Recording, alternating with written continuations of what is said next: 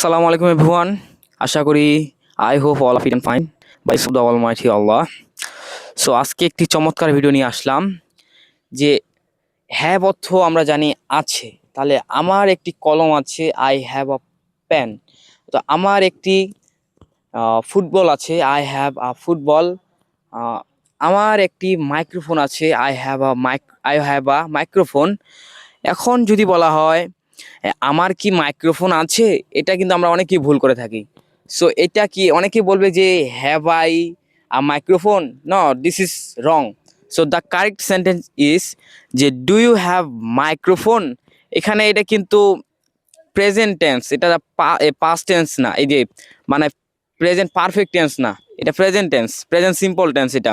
তাহলে বলতে হবে do you have a pen.